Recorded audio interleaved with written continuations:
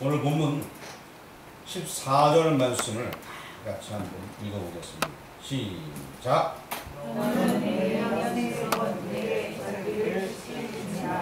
그걸 줄이니까 오늘 제목이 되게 보였어요. 제목을 한번 읽어보겠습니다.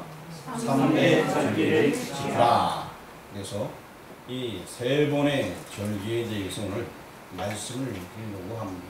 이미 이 절기에 대해서 하나씩 제가 따로 말씀드린 적들이 다 있습니다. 오늘은 종합적으로 아주 간단하게 머릿속에 쏙 들어오게끔 말씀을 증거하려고 합니다. 그리고 이 3대 절기를 지키라. 왜 지켜야 되는가? 이렇게 말씀하셨는 그 이유도 함께 우리가 나누려고 합니다. 3대 절기 첫 번째 뭐가 있습니까? 크게요. 15절에 무슨 절기가 나와 있어요? 예, 무교절 혹은 성경에 무교병의 절기가 나와 있죠, 그렇죠? 자, 그러면 16절에 무슨 절기가 나와 있습니까? 예, 크게 맥주절. 그다음에 또 무슨 절기 있어요? 예, 수장절. 자, 그럼 세 개를 한번 쭉 얘기해 보겠습니다. 첫 번째 시작.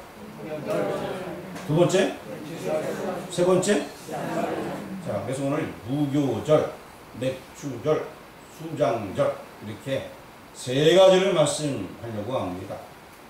그런데 이 무교병의 절기를 지키라라고 15절에 말씀하고 있습니다. 근데 무교병의 절기, 즉 무교절은 무교절 혼자 있는 것이 아니고요. 항상 이 절기는 같이 있는 그러한 절기가 있습니다. 무교절이라는 것은 혼자 있을 수 있는 절기가 아니에요. 여러분 6월절 아시죠? 예, 6월절. 6월절 밤이 있은 다음에 그 다음 7일 동안 무교병의 절기를 지키게 되는 것입니다. 자, 6월절은 무엇입니까? 6월절은 제가 출애굽부터 여러 번 여러분들에게 출애굽기 시작할 때부터 말씀을 드렸습니다. 어린 양의 피 때문에 재앙이 넘어갔다. 6월에 갔다. 넘어감의 의미. 어린 양의 피 때문에 어린 양이 대신 죽어 주셨기 때문에 우리가 죽을 것을 넘기게 되었다. 그래서 우리가 핏값으로 주께서 우리를 사셨다. 그 의미를 가지고 있습니다. 내가 죽을 것을 어린 양이신 예수 그리스도. 구약 시대는 양으로 표현되어 있지만 앞으로 오실 메시아를 상징하는 것. 그것이 6월절이었습니다. 그 6월절이 있은 다음에 무교절이 같이 7일 동안 이어서 오게 되어 있습니다.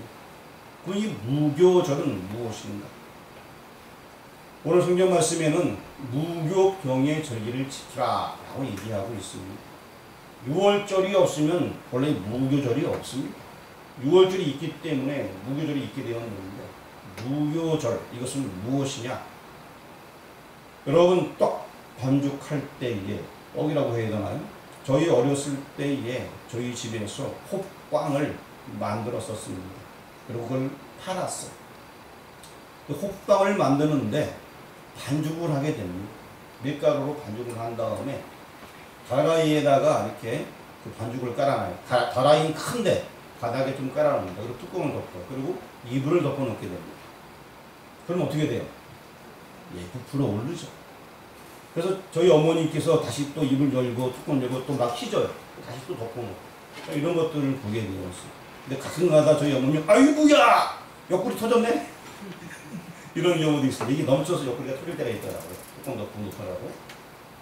자, 이 뭐 빵을 만들 때에 거기에 효소 즉 누룩이 들어가게 됩니다. 누룩이 들어가서 부풀게 만드는 거예요. 그래서 이 병이라는 것은 떡을 얘기하는 건데 누룩이 들어가서 부풀게 된 것이 유교병입니다. 그럼 무교병은 무엇이냐? 누룩을 넣지 아니하는 것, 부풀지 아니하는 것. 그럼 왜 무교병의 절기를 지키라 라고 얘기할까?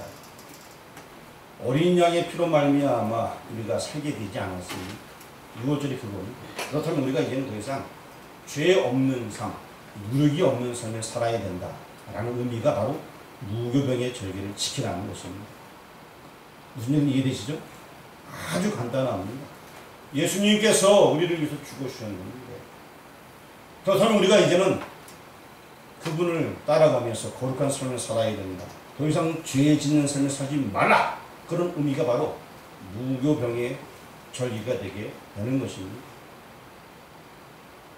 누룩이 계속 부풀어 올라와서 죄가 점점 더하는 그런 모습이 아니라 이제 이 무교병의 절기를 시키는 말미암아 무교병이면 떡이 뭐 부풀어 오르지 않으니까 약간 떡이 좀 딱딱할 수도 있고 뭐 그럴 수도 있지만 그걸 먹으면서 죄 없는 삶을 살아야 된다 라고 말씀하는 것이 바로 무교병의 절기입니다. 자, 다시 앞을 보시기 바랍니다. 지금 6월절 얘기하고 무교절을 얘기했어요. 자, 이것은 둘인데 하나다라고 보시면 됩니다. 6월절 얘기하면 무교병이 당연히 따라오는 것이고요. 무교병의 절기가 있으면 당연히 6월절이 있다. 둘이면서 몇 개다? 하나다. 이렇게 보시면 됩니다. 6월절 만찬은 예수께서 먹으셨습니다. 그 다음은 무교병 절기 이어지는 무조건. 이거는 그냥 6월절 지킨 다음에 무교병의 절기가 바로 이어지는 거예요. 그냥 하나라고 보시면 됩니다. 두 번째 우리 16절에 절기가 또 하나 나와 있습니다. 무슨 절기? 자, 맥추절 자 나와 있는데 첫 번째 맥추절인데 맥추절의 다른 이름이 또 뭐가 있을까요? 오순절 또 칠칠절 또 거기까지 다예요? 아는 대로 다 아는 대로 아는 대로 다. 자, 지금 맥추절을 지켜라 얘기했는데 이 자세한 이 절기에 대한 설명은요 레위기 23장에 쫙 나와 있는데 오늘은 출애굽기 23장에서 내용을 간단하게 보고자 하는 것이고요. 맥추절하게 되면 여러분 다 알다시피 저기 성경에 나와 있는 대로 첫 열매를 거두미니 이 무슨 절기라고 얘기해요? 초실절. 들어보셨죠? 첫 열매를 거둔다. 초실절. 그래서 맥추절 절기는 첫 번째 맥추절, 그 다음에 뭐가 있다? 초실절, 그 다음에 뭐가 있다? 칠칠절, 그 다음에 또 뭐가 있다? 오순절. 다 같은 거예요. 6월절 하게 되면 무교절, 무교절 하게 되면 6월절. 같이 영어내는 거고요. 맥추절이라는 것은 뭐가 있다? 네 가지가 있어요. 첫 번째는 말 그대로 맥추절, 두 번째는 초실절, 세 번째는 칠칠절, 네 번째는 오순절. 제가 하나하나씩 설명드릴게요. 자, 왜 그러면 맥추절이라 부르는가? 보리를 추수하는 절이기 때문에 보리맥절에서 보리를 추수하는 절기, 맥추절입니다. 그럼 초실절은 무엇이냐? 첫 열매, 저기 나와 있는 대로 첫 열매를 거두니 첫 열매. 내가 직장 나가서 처음 나간 직장에서도 월급 받으면 하나님께 다 드리잖아요. 그러니까 이 첫 열매, 첫 열매는 얘기하고 있습니다. 초실. 그 다음에 우리가 초실절 이후에 77일 49일 지난 다음에 하루를 더해서 50일째 되는 날. 그걸 가리켜서 칠실절이라고 부르는 것입니다. 그리고 오순절은 무엇이냐? 초실절 이후에 10번이 5번 반복됨으로 말미암아 오순절. 10이라는 숫자가 5번 반복된다. 오순절이 바로 그 의미예요. 그러면 단어의 의미는 다 이해되셨죠?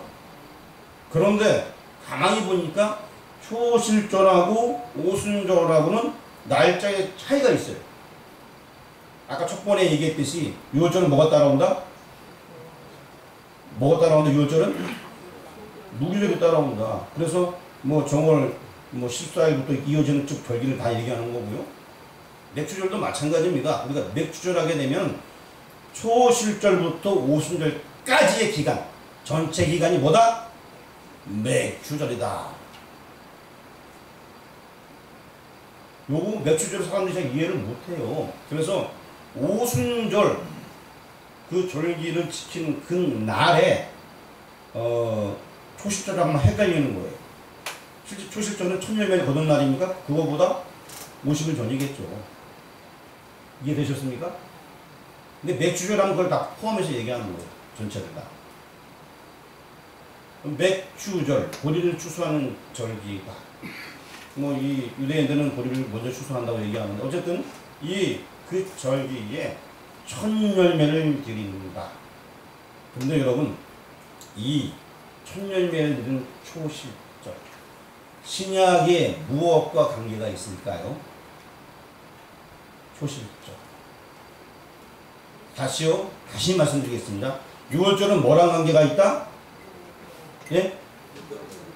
무교절하고 관계 있는데 신약에는 이 유월절이 예수님의 죽으심하고 관계 있는 거예요. 피 아닙니까? 예수님의 죽으심하고 관계가 있는 거예요. 자, 그렇다면 이 맥주절 가운데 초실절은 뭐랑 관계가 있을까? 이야, 대단하시네. 자, 예수님의 첫 열매 되신 부활을 얘기하는 거 맞습니다. 예수님께서 부활하시고 몇일 동안 다니셨어요? 40일 동안 다니시고 하늘로 올리셨습니다. 그때 올리면서 말씀하신 게 너희는 몇 날이 못되어 성령을 선물을 받으리니 라고 하늘로 올리셨어요. 그리고 몇 날이 지났어요? 며칠이 지났죠?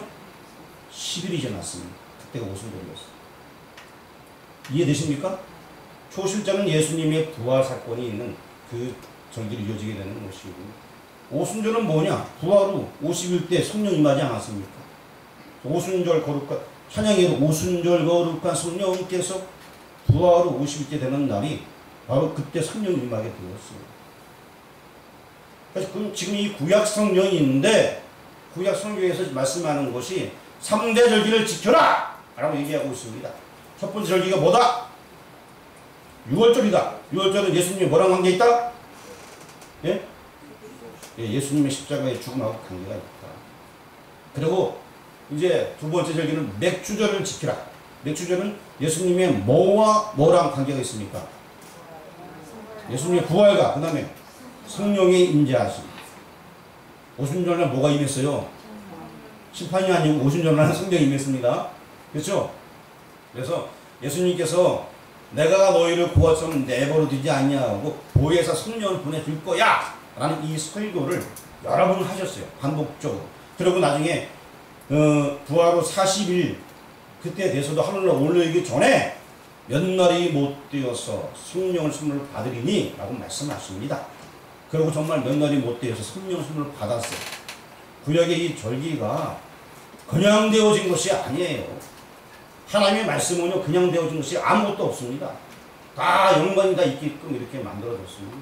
맥주절이라는 것은 예수님의 부활의 첫 열매 되신 예수님 부활하셨으니까 우리 인생도 앞으로 주님 다시 재림할 때 부활할 수 있다라는 부활 소망을 주는 거예요.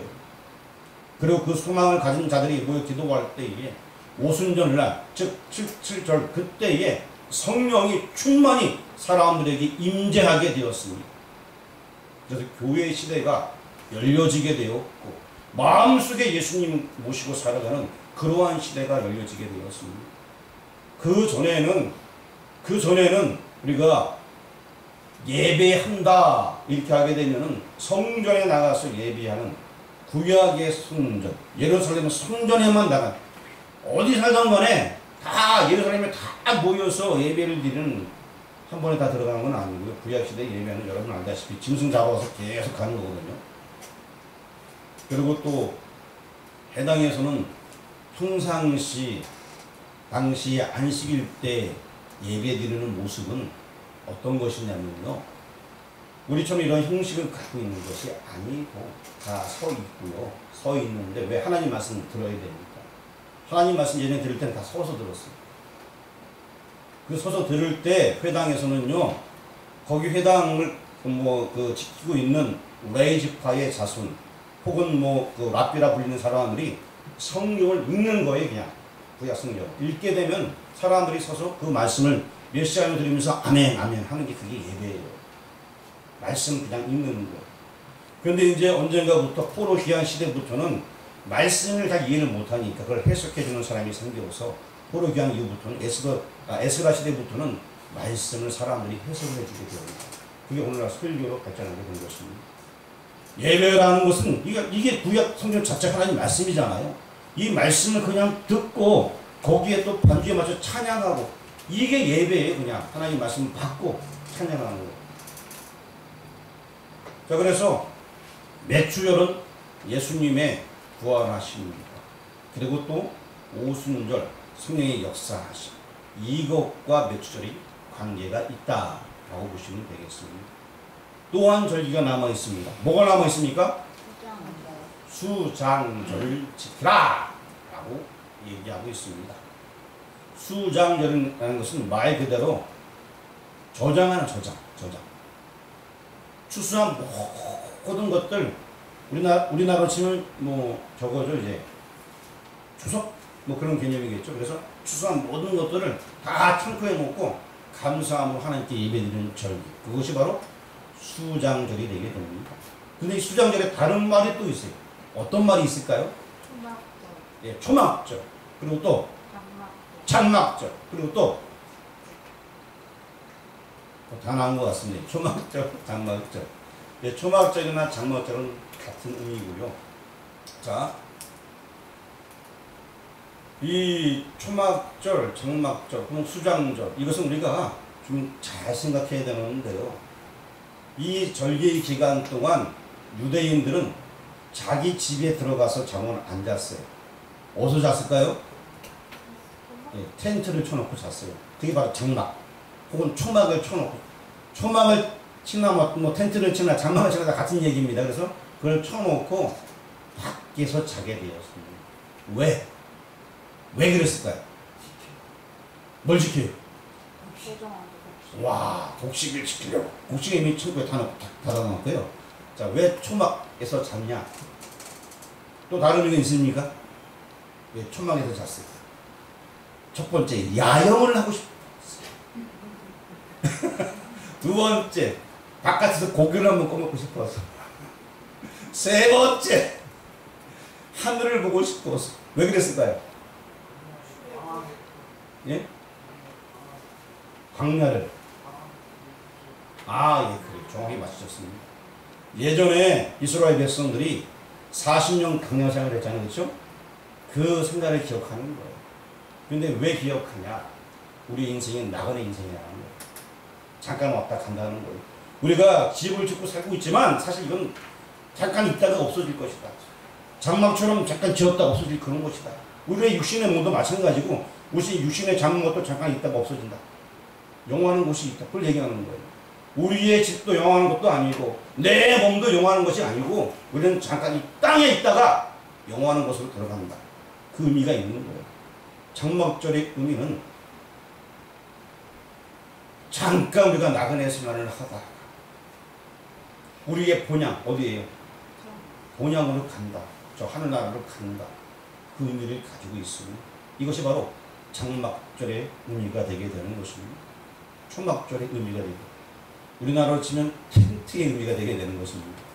자, 이러한 절기. 근데 이게 이 절기가요, 수장절 같은 경우에는 혹은 초막절이라 불리는 이 절기는요, 마지막 날이 큰 의미가 있어요. 엄청난 큰 의미가 있어요. 그래서 그날을 가리켜서 큰 날이다라고 표현합니다. 성경 가지신 분들은 요한복음을 한번 펴보시기 바랍니다. 요한복음 7장입니다. 요한복음 7장 2절 말씀.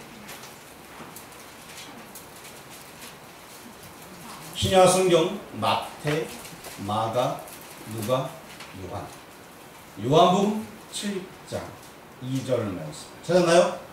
읽어보겠습니다. 시작. 유대인의 명절은 초막절에 가까운다. 유대인의 명절 뭐가 가까웠다?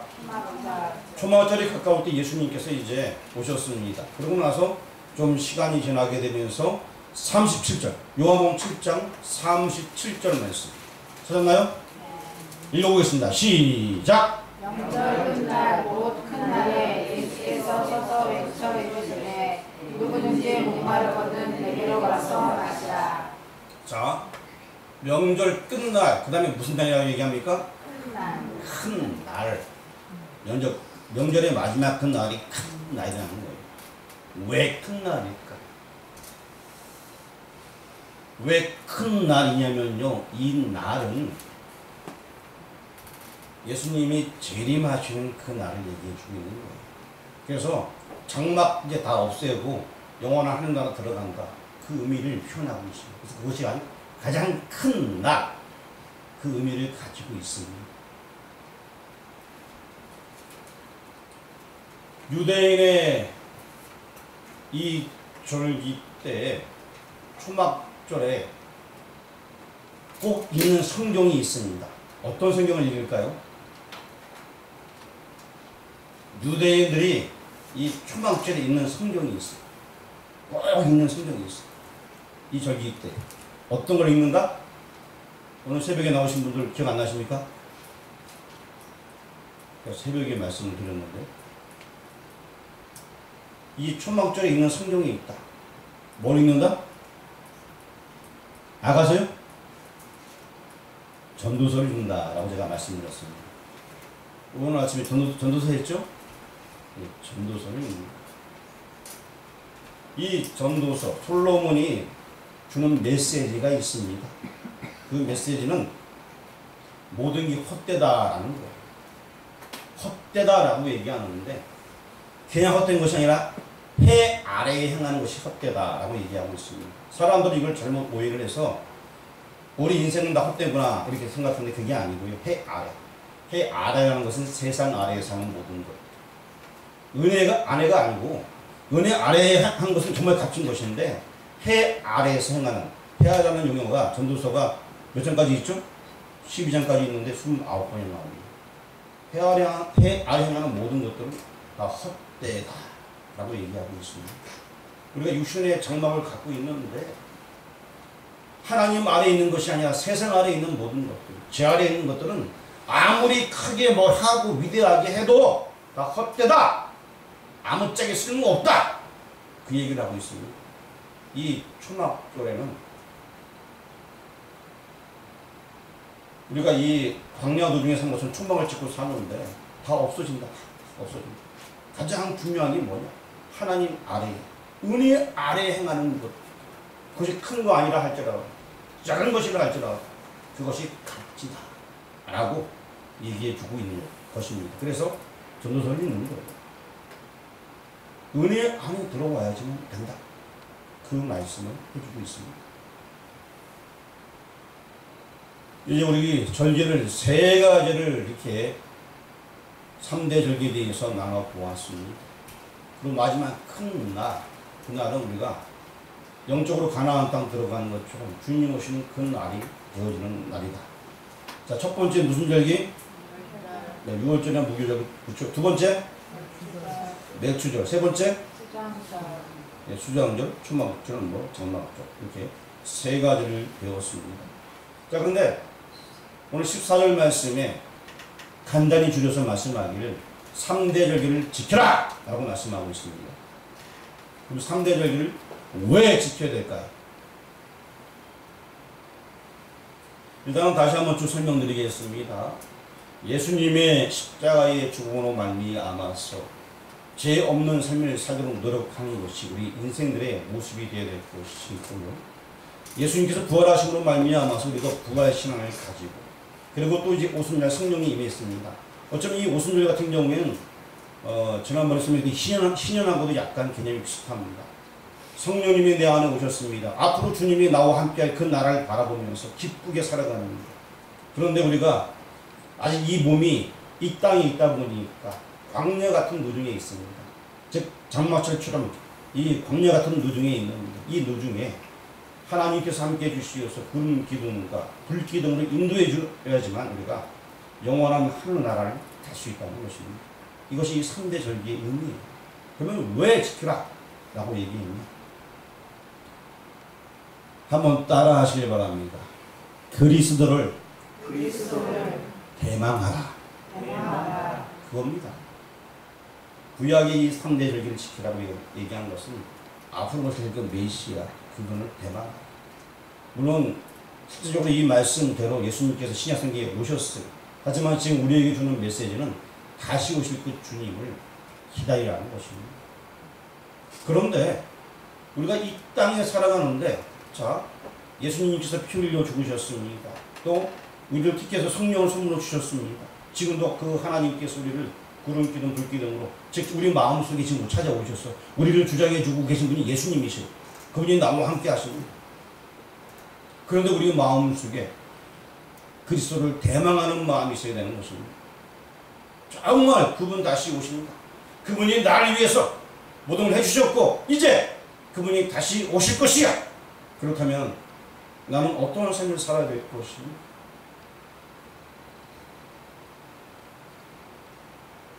정말 예수님 다시 오시는데 나는 이 땅에서 어떤 삶을 살아야 될 것인가?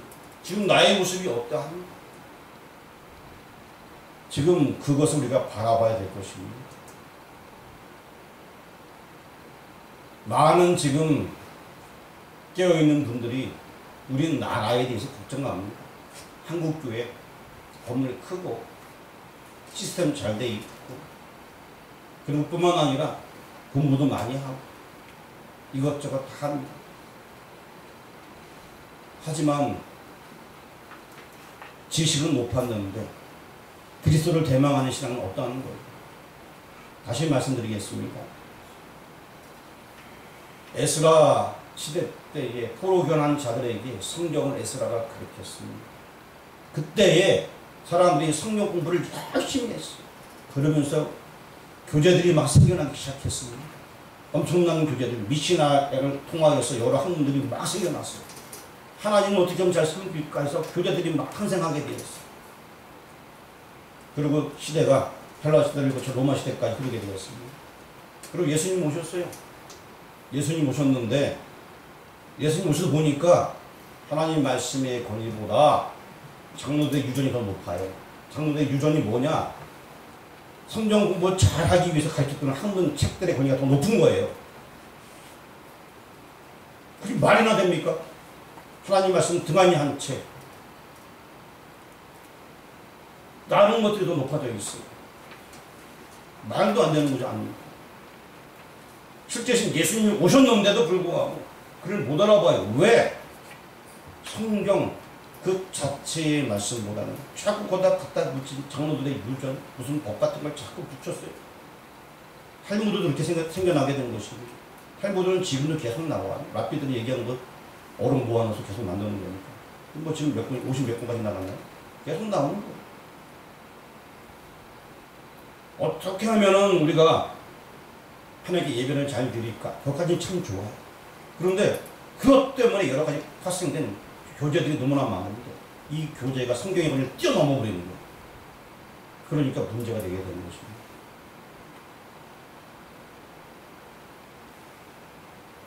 한 가지만 기억하시면 됩니다. 예수님 다시 오십니다. 그렇다면 나는 어떻게 살아야 될 것인가? 여러 가지 다 필요가 없고요. 내가 하나님의 사람인 것 인지하고 주님 다시 오십니다. 이거 하나만 기억하면 우리의 삶이 어떻게 살아야 될지 저절로 답이 나오게 되어 있습니다. 많은 사람들은 자꾸 무언가 더 하려고 하고 있습니다. 그냥 매일 주시는 하나님 말씀 혹여나 여러분 주를 주시는 이 하나님 말씀 하나만 가지고 일주일 내내 살아도 돼요. 주님 다시 오십니다. 아니면 여러분 연초에 받았던 이 말씀 하나만 붙잡아도 돼요. 이거 붙잡고 내가 이 말씀대로 살아가고 있는 거예요. 정말 그 말씀 바라보면 내가 그렇게 살아가고 있는 거예요. 다른 거 더 이상 우리가 많이 뭐 해봤자 머리만 아픕니다. 우리가 뭘 그렇게 많이 알겠어요. 분명히 기억할 것. 주님 다시 오십니다. 그때 내 모습이 어떻게 되는가. 할렐루야 아멘 하면서 주님 맞이할 수 있는 거예요. 오늘 말씀을 대하는 여러분들 3대 절기를 지키라. 3대 절기는 복음이에요. 예수님에 대한 이야기예요. 이 십자가에 대한 이야기가 3대 복음, 여기 3대 절기에 들어있습니다. 예수님의 승천과 또 예수님의 주신 선물, 즉 성령이 들어있는 절기가 3대 절기이고요. 그분이 다시 오신다는 그 내용이 3대 절기에 다 포함되어 있습니다. 바로 복음을 얘기하고 있어요. 이 복음을 믿어야지만 구원 얻는 것입니다. 다른 길은 없어요. 분명히 주님 다시 오신다. 이 확신 하나만 있다면 우리는 어떻게 살아야 될 것입니다. 당연히 우리가 스스로 감격해서 매일 성경 읽고 성경 봐야 되는 거예요. 당연히. 주님 다시 오신다는 거예요. 내가 말씀대로 살려면 말씀 공부해야 될 거 아닙니까? 당연한 거 아닙니까? 당연하게 그냥 받아들여지게 되고 이 말씀 아니면 살 수 없는 것을 우리가 알게 되는 것입니다. 오늘 말씀을 대하는 교회 여러분, 주님은 다시 오십니다.